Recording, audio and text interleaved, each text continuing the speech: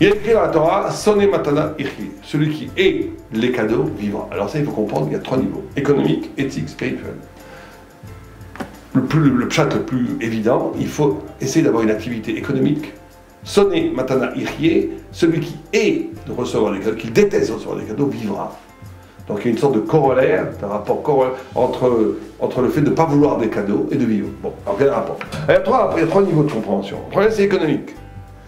La Torah nous enseigne, ne vis pas une vie économique, n'est pas une parnassa où tu dépends de l'autre, où tu as besoin du cadeau de l'autre. Ça c'est très simple, il faut être autonome.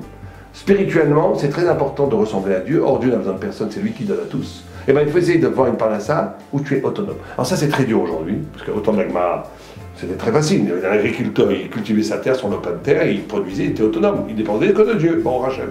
L'artisan aussi, il faisait ses chaussures, il dépendait que de Dieu. Mais aujourd'hui, avec l'interconnexion économique, chacun dépend de l'autre. Donc il faut quand même, dans cet univers perverti de la modernité économique, qui est très mauvais d'ailleurs pour les midotes, où chacun dépend de l'autre, où tout devient cupidité, tout devient flatterie, il faut essayer d'orienter son travail où en vérité je suis autonome. Je n'ai besoin de personne et je suis là pour aider. Bon, c'est le premier niveau. Deuxième niveau, c'est éthique. Ça, c'est très intéressant. C'est-à-dire que le rapport entre l'un et l'autre, l'échange, le cadeau, il masque la vie. Et ça, c'est très très profond. Parce que l'essence du rapport avec l'autre, c'est le désintéressement. D'un point de vue, au sens étymologique, ça veut dire où je suis plus intéressé.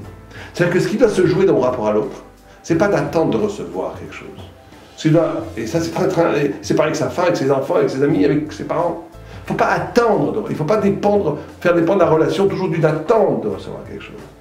Ce qu'il faut, c'est que quand l'autre m'apparaît, c'est une altérité, c'est une autre virgule de la lumière divine. Chaque visage humain, et surtout chaque visage d'Israël, est une écriture divine.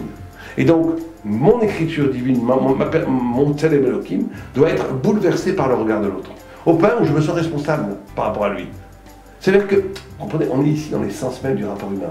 Dans l'essence du rapport humain, il s'agit de ne pas tomber dans le piège où tout de suite ça se fait par rapport d'échange, tu me donnes, je te donne, j'attends de toi quelque chose, mais au contraire dans un rapport de nudité, de virginité, où je suis ébloui, bouleversé par la différence, l'altérité de l'autre, qui m'oblige à être pour rien, à être ensemble pour rien. Deuxième niveau, qui est un niveau éthique. Troisième niveau, qui est le niveau spirituel, là c'est le plus important, on va dire, enfin, peut-être pas le plus important, mais c'est qu'à ce niveau-là, le tzaddik, il ne veut pas de cadeau. Pourquoi? Parce qu'il sait que tout est cadeau, tout vient de Dieu.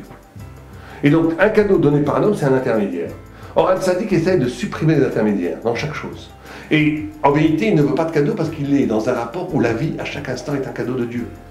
Là, et quand je me dessaisis de la volonté de posséder, de recevoir des choses gratuites, d'arracher des choses à l'autre, ou même de recevoir gentiment des choses à l'autre, je n'en veux pas. Pourquoi? Parce que je ne veux pas entrer dans la vie où je me construis à partir de collectionner des choses, d'avoir des choses.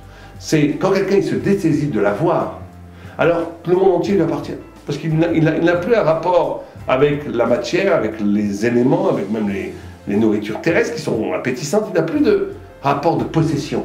Il a un rapport de grâce. Chaque chose, chaque instant, chaque visage que je rencontre, chaque coucher de soleil, chaque petite rue dans une ville, chaque enfant que je vois passer, chaque instant, chaque seconde, c'est un don de Dieu. Et donc tout m'appartient, parce que rien ne m'appartient. Rien ne m'appartient, tout me revient.